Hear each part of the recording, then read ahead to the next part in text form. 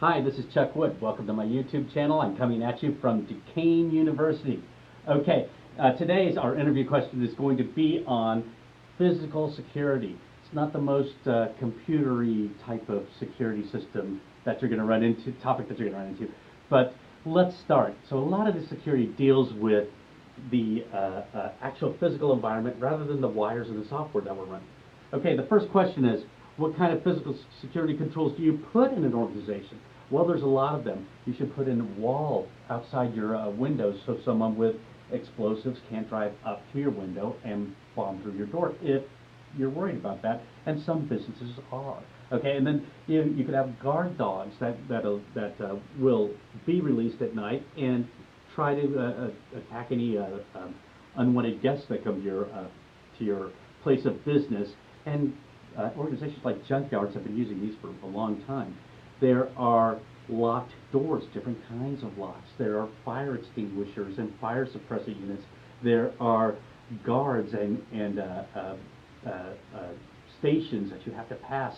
So all this is controlling the physical flow of people, making sure the people that deserve to be in your organization can get there, and the people that don't deserve this are kept away. Okay, and so then the next question, what's a man trap? Okay, now a man trap is when you have two doors going into where your secure area. So from the outside, they have to walk in one door and swipe a card, then they have to walk in another door and swipe a card. If they get through the first door, but they don't get through the second door, the doors lock. Okay, when they lock, they stay locked until a security guard comes and investigates the situation to see who is locked in the man trap. Okay, so this is a good way to stop people trying to break in and to catch them so they can't try different methods once one method fails. Okay, the next question. What type of fire extinguisher is used in your IT area? Well, you have two types of fire extinguishers that come to mind, the Halon and the FM200. Now, the Halon type is very effective at getting rid of fires by removing all the oxygen in the room. The problem is if you have a fire in a crowded area that breaks through, the Halon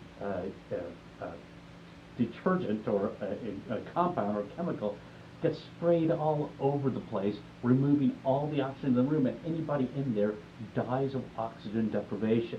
So they usually say that these are illegal except in the most extreme situations where human life is not at risk.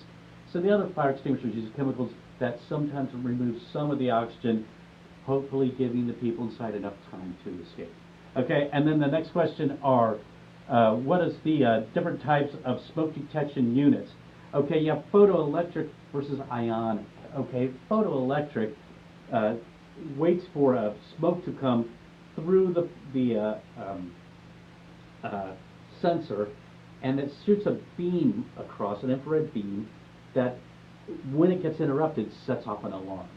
Okay, the ionic uses a radioactive material that gets, the detection of it gets interrupted by the ions in the smoke that come in.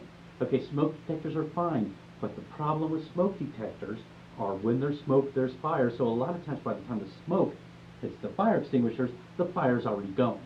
So you want perhaps a fire detector as well, temperature, some detectors that detect if temperature goes up, things like that as well, and using more than one type as opposed to all of one type. Using more than one type is usually recommended because that way you catch as many fires as possible and hopefully put them down before they put you down. Okay, then the next question is, describe the piggybacking social engineering hack. Okay, so this is a hack where people wait outside a door that's locked or something like that for somebody, say a smoker, to go outside and smoke. And they'll be smoking a cigarette, and the moment someone comes out, they'll quickly put it out and go, hold the door. And the guy will hold the door. They're piggybacking on the other guy's security. Also, someone carrying a box. Oh, it's so heavy. Can you hold that door for me? My box is so heavy. And they go in behind you, even though the box might not have anything, or it might have something heavy in it, who knows. And they use your card to get in to your secure area.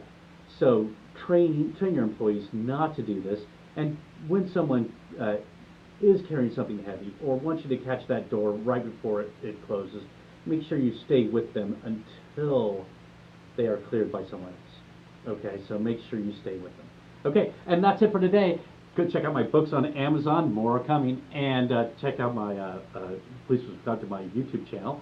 And thanks for joining me today.